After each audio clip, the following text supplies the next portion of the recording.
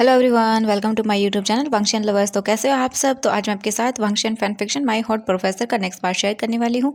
तो चलिए आज का पार्ट हम शुरू करते हैं। इससे जो पहले वाला पार्ट था उसमें हम सब ने देखा था कि जो वांग जी और वी जिंग है वो वापस अपने ट्रिप से आ चुके थे। वी जिंग अपने घर पर था और वो आराम करता है क्योंकि वो बहुत ही थक गया था और उसकी बॉडी भी वीक थी क्योंकि वो वांग जी के साथ इंटीमेट हुआ था। इसकी वजह से वी जिंग जब वापस नींद से उठकर जागता है तब उसे देखता है अपने फ़ोन पर काफ़ी सारे नोटिफिकेशन थे।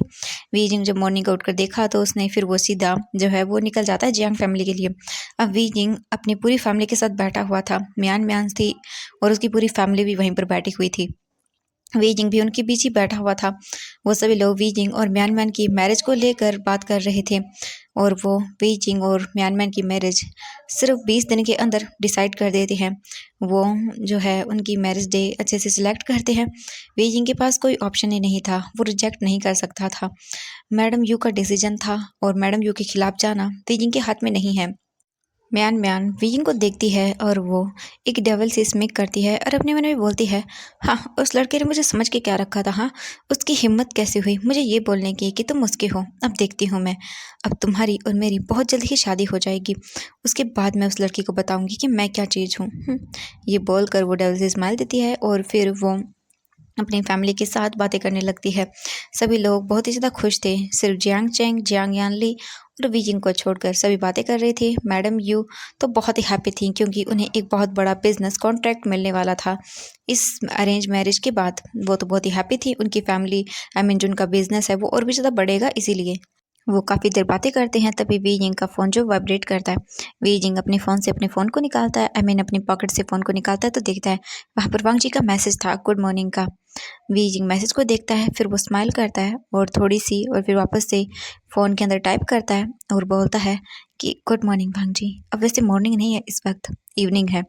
ये बोलकर वो एक स्माइली इमोजी भेज देता है। वांग जी भी स्माइल करता है, दोबारा से वी जिंग को मैसेज करता है। लेकिन फिर मैडम यू बोलती वी जिंग देखता है मैडम यू को और वो अपना फ़ोन बंद कर देता है और पॉकेट में डाल लेता है। मैडम यू बोलती है, तो फिर वी जिंग 20 दिन के बाद तुम्हारी म्यान म्यान से शादी हो जाएगी, ठीक है। तो मुझे लगता है कि तुम्हें अभी जियांग मैंशन में आकर रहना चाहिए क्योंकि बहुत सारी प्रिपरेशन है। वी जिंग बोलता है, नहीं आंटी मैं नहीं रह सकता हूँ, मेरी बहुत सारी काम है, मेरा कॉलेज भी है। मैडम यू बोलती क्या कहा तुमने। विंग बोलता है, नहीं वो मेरा मतलब है। तभी जियांग फेंग मैन बोलते हैं, यू कोई बात नहीं, कोई बात नहीं, जब थोड़े दिन 1-2 दिन रह जाएंगे शादी के लिए तब वो यहाँ आ जाएगा, ओके। चिंता मत करो तुम। अब ये सही बोल रहा है, उसने उसका कॉलेज भी तो है। मैडम यू फिर अब कुछ नहीं बोलती हैं। फिर वो वी जिंग को बोलती है ठीक है। इसके बाद वी जिंग बोलता है, सभी चीज़ें हो गई हैं तो मुझे जाना होगा, मेरी एक्स्ट्रा क्लासेस है बच्चों की। मैडम यू जब ये सुनती हैं तब वो कुछ बोलने ही वाली थी, लेकिन तभी जियांग फेंग मैन और जो मैन मैन के डैड थे जिन गोंगयाओ, वो भी बोलता है ठीक है। इसके बाद वी जिंग वहाँ से चला जाता है। वी जिंग सीधा अपनी कार में आकर बैठता है और सीधा अपने अपार्टमेंट के लिए निकल जाता है। वी जिंग अपने घर आता तो देखता है कि वांग जी वहीं वी जिंग के अपार्टमेंट के डोर के बाहर ही खड़ा हुआ था और वो नीचे बैठा हुआ था। वी जिंग देखता बोलता वांग जी तुम। वी जिंग को जैसे ही देखता है वांग जी तो हैप्पी हो जाता है, जल्दी से जाता है वी जिंग को हक करता है, बोलता है मैंने आपको बहुत मिस किया। वी जिंग वांग जी को देखता है, वो कुछ नहीं करता, वो वांग जी को हक करता है और बोलता है इसके बाद वांग जी बोलता है आप कहाँ गए थे। वी जिंग बोलता है वो मैं काम से गया था। वांग जी बोलता है ओह ठीक है।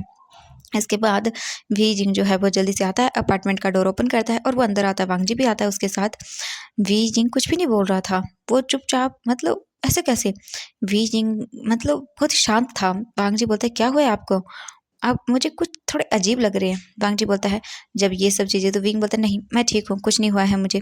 वांग जी बोलता है लेकिन तभी वी जिंग बोलता है वांग जी तुम्हें तुम्हारा काम करना है ना, चलो जल्दी से नोटबुक निकालो अपनी।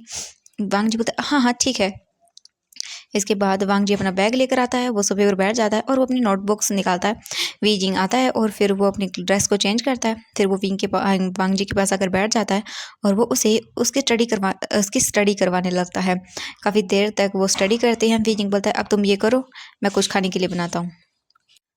वांग जी बोलता है ओके सर। इसके बाद वी जिंग उठकर चला जाता है सीधा किचन में और वो कुछ बनाने लगता है। वांग जी उन क्वेश्चंस को देखता है जो वी जिंग ने अभी उसे दिए थे, तो वांग जी उन्हें सॉल्व करने लगता है। 15 मिनट के अंदर ही वांग जी उन सभी क्वेश्चंस को सॉल्व कर देता है और फिर वो बैठ जाता है और वो देखता है कि वी जिंग अभी भी किचन में है और वो अभी भी कुछ बना रहा है। वांग जी उठता है और वो किचन की ओर चला जाता है। हम विंग को देखते हैं।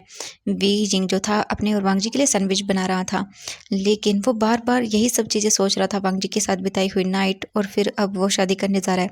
उसके पास बस 20 दिन है। 20 दिन के बाद उस घर के अंदर म्यान म्यान होगी और फिर बहुत ही डिफरेंट होगी उसकी life. Wang ji I mean उसका लव कन्फेशन सब चीज़ें वी जिंग रिमेंबर कर रहा था।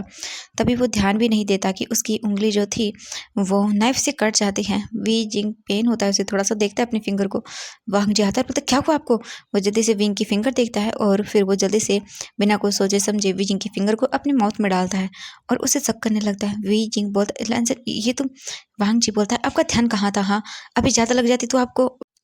वांग जी जब ये बोलता है तो विंग बोलता है नहीं मैं ठीक हूँ। वांग जी ये बोलकर वी जिंग अपनी फिंगर को देखता है जो कि अभी अभी वांग जी के माउथ के अंदर थी। वी जिंग फिर बोलता है मैं ठीक हूँ, लेकिन वांग जी जल्दी से वी जिंग का हाथ पकड़ता है और बोलता है चलिए मेरे साथ। वो जल्दी से लेकर आता है, वी जिंग को सोफे पर बिठाता है और वो बोलता है फर्स्ट एड बॉक्स कहाँ है। वी जिंग बोलता है वो रहने दो, छोटा सा ही तो कट है। वांग जी बोलता है मुझे बताओ।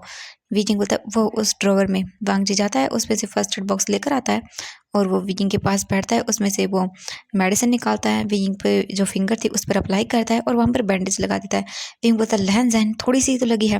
वांग जी बोलता है मैंने कहा ना चुप रहिए। विंग कुछ भी नहीं बोलता, वो चुपचाप बैठ जाता है। वांग जी बोलता है ठीक है एक काम करिए, तब तक आप मेरी क्वेश्चंस को चेक करिए, तब तक मैं आपके लिए खाना लेकर आता हूँ। विंग बोलता है लेकिन मैं। वांग जी बोलता है मैंने कहा ना।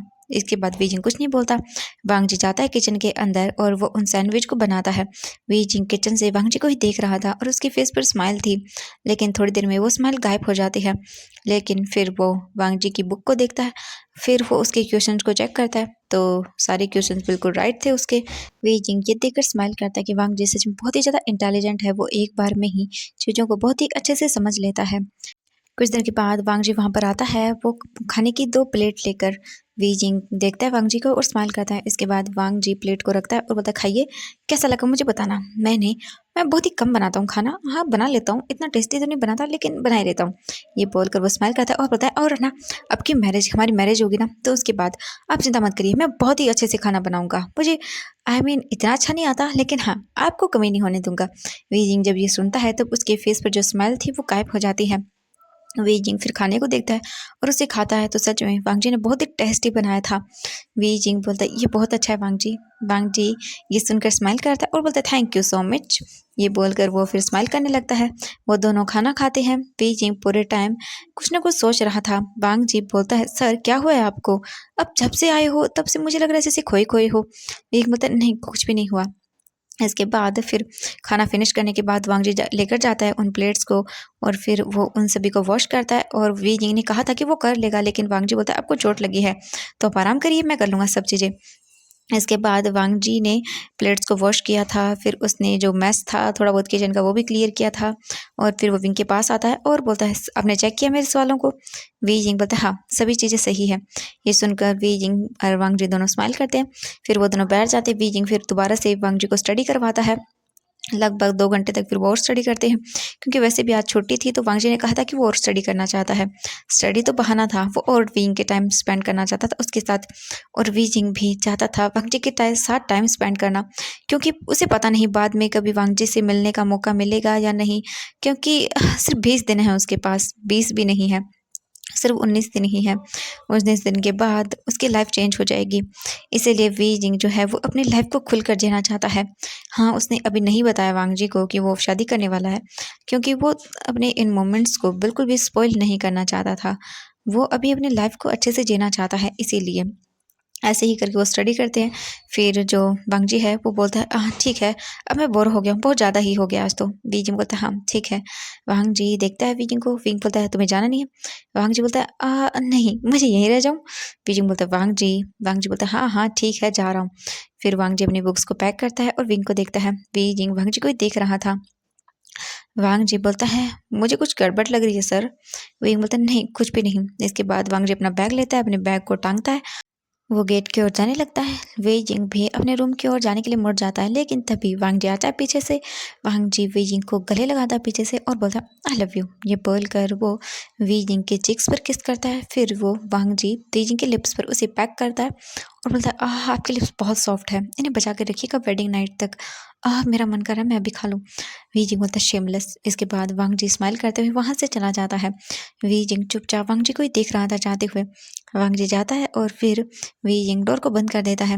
वी जिंग वापस से आता है और वो कोच पर बैठ जाता है और अपनी आंखें बंद कर लेता है और आराम से सोफे पर लेट जाता है। वी जिंग की आंखों से आंसू गिरने लगते हैं।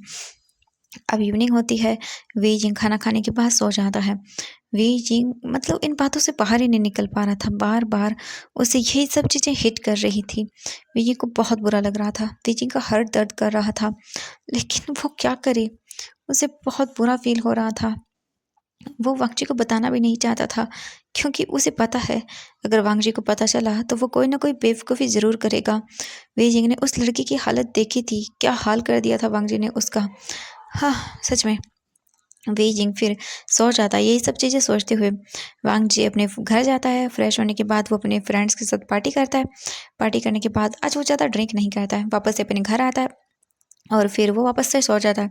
नेक्स्ट मॉर्निंग का सीन दिखाते हैं। मॉर्निंग होती है, बीजिंग उठता है, फिर वो अच्छे से रेडी होता है, अपने काम करना है, नोट्स वगैरह देखता है, फिर उन्हें लेकर वो कॉलेज के लिए निकल जाता है। वहीं हम वांग जी को देखते हैं। वांग जी आज देर से उठता है, क्योंकि उसे उठने में बहुत ही देर हो गई थी, क्योंकि वो रात को पार्टी करके लौटा था इसीलिए। वांग जी उठता है, टाइम को देखता है और फिर वो भागते हुए रेडी होता है। फिर वो बाहर आता है तो देखता है कि सभी लोग डाइनिंग टेबल पर बैठे हुए थे और उन्होंने ऑलमोस्ट अपना ब्रेकफास्ट कर लिया था। वांग जी भी जाता है और बोलता है good morning my lovely family. सभी लोग देखते हैं वांग जी को और बोलते हैं वांग जी सच में इतना लेट। वांग जी बोलता है सॉरी डैड। इसके बाद वो भी आता है और बैठ जाता है और फिर वो खाना खाने लगते हैं। तभी मिस्टर लैन बोलते हैं वांग जी, वो मैं तुम्हारी शादी के बारे में सोच रहा था, क्या ख्याल है? मैंने वैसे तुम्हारे लिए एक लड़की देखी है। वांग जी ये सुनने के बाद रुक जाता है और बोलता है डैड मैं अभी शादी नहीं करना चाहता। मिस्टर लैन देखते हैं वांग जी को और बोलते हैं वांग जी बेटा देखो, मेरी उम्र हो रही है धीरे धीरे, और ना ही तो तुम शादी कर रही हो ना ही लैन से चेंज कर रहा है। मैं क्या करूं तुम दोनों का? मुझे कंफ्यूजिंग फील होता है वांग जी। मैं मेरे बच्चों को बच्चों के बच्चों को देखना चाहता हूँ। ये सुनकर दोनों के ईयर्स रेड हो जाते हैं।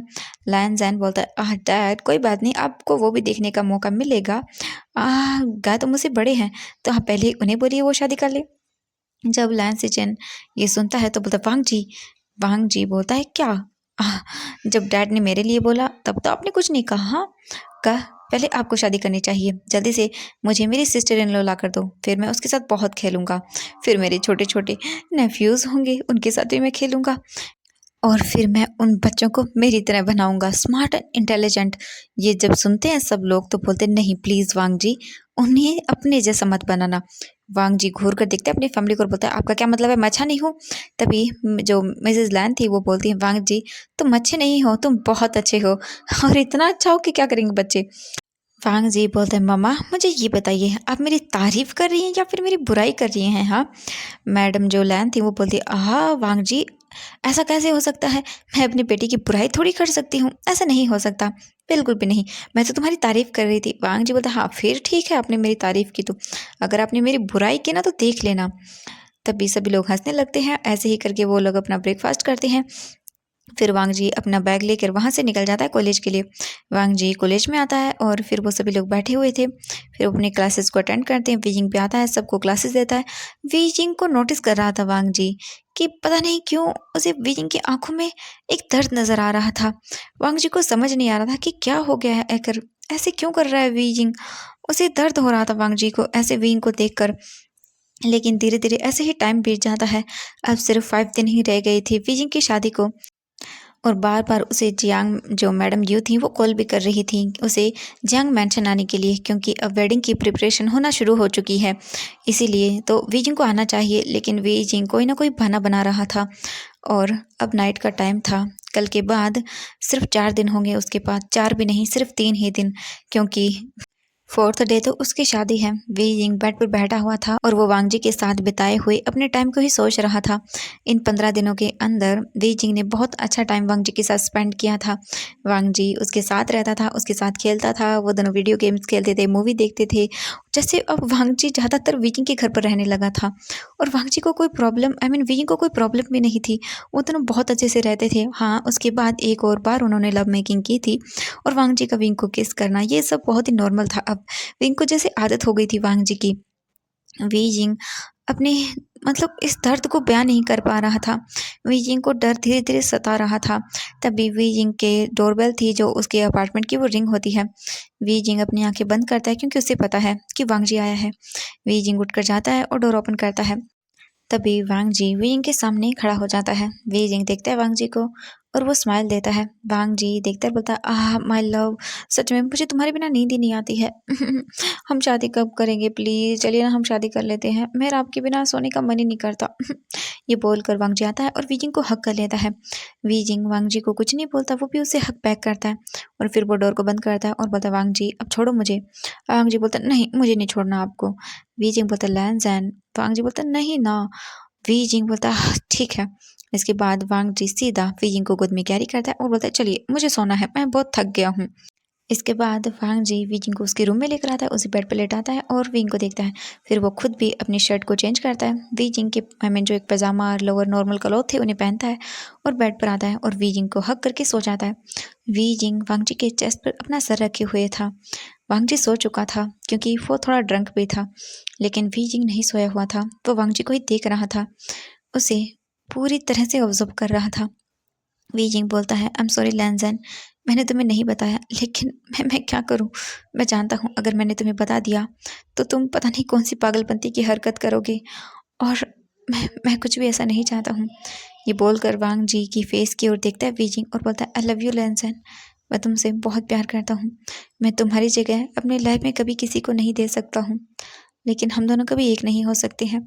ये बोलकर वीजिंग वांग जी को देखता है और फिर वो वांग जी के चेस्ट पर सर रखकर उसे हग करके सो जाता है, क्योंकि बीजिंग जानता है कि वो 2 या 3 दिन के बाद इस चीज़ को बहुत मिस करने वाला है, क्योंकि उसके बाद शायद उस पर किसी और का हक होगा, वांग जी का नहीं। बीजिंग फिर ऐसे ही सो जाता है। नेक्स्ट मॉर्निंग का सीन होता है। वांग जी उठता है तो देखता है वांग जी जो था वो बीजिंग के फेस को देखता है। बीजिंग का फेस बहुत ही क्यूट लग रहा था। वांग जी बीजिंग की बाहों में सो रहा था। ये देखकर ही वांग जी को बहुत अच्छा लगता है। वांग जी बीजिंग के फेस को टच करता है और बोलता है my love, I love you. ये बोलकर वांग जी बीजिंग के लिप्स पर उसे किस करता है और फिर उससे दूर होता है। वांग जी खुद से उठने की कोशिश करता है, लेकिन वांग जी ने उसे टाइट करके पकड़ा हुआ था। वांग जी ये देखकर स्माइल करता है और बोलता है माय लव, मैं यहीं पर हूँ, मैं बस बात लेने जा रहा हूँ। वीजिंग वांग जी को छोड़ देता है। वांग जी फिर जाता है, बात लेता है, रेडी होता है और फिर वो विंग को देखता है। वीजिंग अभी भी सोया हुआ था। ये देखकर वांग जी स्माइल करता है और एक क्यूट सा फेस बनाता है जिस पर बहुत बड़ी वाली बनी वाली स्माइल थी। इसके बाद वांग जी जाता है सीधा और वो वीजिंग और अपने लिए खाना बनाता है। वीजिंग भी 1 घंटे के बाद उठ जाता है। फिर वो टाइम को चेक करता है। वीजिंग जल्दी से रेडी होता है, उसे पता था वांग जी ने खाना बना लिया होगा। वांग जी आता है तो देखता है वांग जी ने पहले ही खाना बना लिया था। वीजिंग और वांग जी बैठ जाते हैं डाइनिंग टेबल पर और वो दोनों खाना खाते हैं। फिर तभी उसका फ़ोन रिंग करता है। वीजिंग देखता है अपने फ़ोन को तो वहाँ पर मैडम यू का फ़ोन था। वीजिंग फ़ोन को पिक करता है तो मैडम यू गुस्से में वीजिंग को डांटते हुए बोलती है, वीजिंग आज के आज तुम वापस घर आने वाले हो जियांग मैंशन। वीजिंग कुछ भी नहीं बोलता क्योंकि उसे पता है अब उसे जाना ही होगा। इसके बाद वीजिंग फ़ोन को कट कर देता है। फिर वीजिंग आता है, फिर वो दोनों रेडी होकर निकल जाते हैं अपने कॉलेज के लिए। इवनिंग का टाइम था। वीजिंग वापस अपने घर आता है, वांग जी को स्टडी करवाता है। फिर वो अपने बैग को पैक करता है, थोड़ा सा जो उसका सामान था, और फिर वो वांग जी को देखता है। वांग जी बोलता है आप अपने सामान को पैक कर रहे हैं, कहीं जाने वाले हैं। वांग जी बोलता है वो वांग जी मैं कुछ दिनों के लिए मेरी जियांग फैमिली के पास जा रहा हूँ, वो कुछ दिन मैं वहीं रहूँगा। वांग जी सुनता है, बोलता है लेकिन क्यों। वीजिंग देखता है वांग जी को और बोलता है वांग जी मुझे जाना होगा, मेरी फैमिली मेरे साथ टाइम स्पेंड करना चाहती है। वांग जी बोलता है लेकिन मैं आपको मिस करूँगा। वीजिंग बोलता है हाँ वांग जी, लेकिन कोई बात नहीं, ठीक है। वांग जी बोलता है इसके बाद वो कुछ देर बैठते हैं, बातें करते हैं। फिर वीजिंग निकल जाता है। वांग जी खुद जाता है वीजिंग को उसके जो घर था मैडम यू का वहाँ पर छोड़ने के लिए, क्योंकि वो ऐसे ही टाइम स्पेंड करना चाहता था। इसके बाद वांग जी वापस अपने घर आता है। फिर वो अपने रूम में जाता है, अपनी स्टडी करता है। फिर उसका फ़ोन रिंग करता है। वांग जी देखता है तो वहाँ पर नी हुसैन का कॉल था। वांग जी फ़ोन को पिक करता है और बोलता है हेलो। नी हुसैन बोलता है वांग जी चलो हम फिर से पार्टी करते हैं। वांग जी बोलता है मुझे काम करना है। नी हुसैन बोलता है अरे वांग जी चलो ना। फिर वांग जी मना नहीं करता, वो भी निकल जाता है।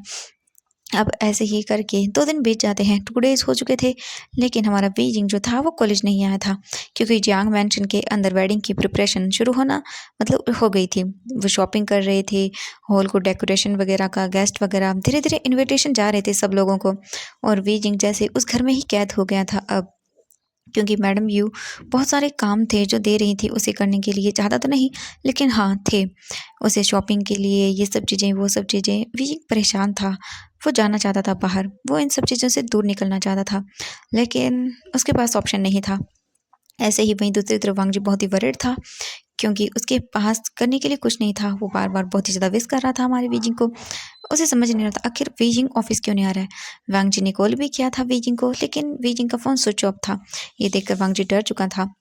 वांगजी फिर डिसाइड करता है कि वो जियांग मैंशन जाएगा। नाइट का टाइम था, इस वक़्त लगभग 10 बज रहे थे। वांगजी जियांग मैंशन के बाहर ही खड़ा हुआ था और वो देख रहा था। वांगजी को नहीं पता कि आखिर बीजिंग का रूम कौन-सा होगा। वांगजी डिसाइड करता है कि वो खुद ही ढूँढ लेगा रात को घर में। वांगजी कैसे भी करके वो वॉल वगैरह जिससे भी कूद-काद के अंदर चला जाता है, किसी की नज़र में ना आके। वांगजी विंडो को देखता है जो कि एक ओपन थी। वांगजी किचन की विंडो से घर के अंदर आता है, वो देखता है चारों तरफ, तो ज़्यादा घर के अंदर लाइटें नहीं थी, क्योंकि 10 बजे का टाइम था, तो ऑलमोस्ट खाना खा के सब सो चुके थे। लेकिन वांगजी देखता है कि घर थोड़ा बहुत डेकोरेट है। वांगजी फिर माइंड नहीं करता, उन्हें उससे क्या लेना-देना। वांगजी फिर घर के अंदर छुपते-छुपाते इधर से उधर घूमने लगता है और वो विंग का रूम ढूँढने लगता है। तो एवरीवन आज के लिए बस इतना ही, मिलते हैं नेक्स्ट पार्ट में। तो देखते हैं नेक्स्ट पार्ट में क्या होगा जब वांगजी को पता चलेगा कि हाँ, हाँ, बीजिंग तो बहुत जल्द मैरिड होने वाला है। तो क्या वो होने देगा? और क्या लगता है बीजिंग ने गलत किया वांगजी को न बता के, या फिर सही किया? क्योंकि वांगजी को वैसे भी कैसे भी पता चल जाए, वांगजी हंगामा तो क्रिएट करेगा ही। तो बाय बाय एवरीवन, मिलते हैं नेक्स्ट पार्ट में। इन सभी सवालों के जवाब आपको कल के पार्ट में ही मिलेंगे, तो कल के पार्ट का वेट कीजिएगा। बाय बाय एवरीवन, वीडियो को लाइक, चैनल को सब्सक्राइब कर दीजिएगा, ठीक है? तो चलते हैं, मिलते हैं नेक्स्ट पार्ट में।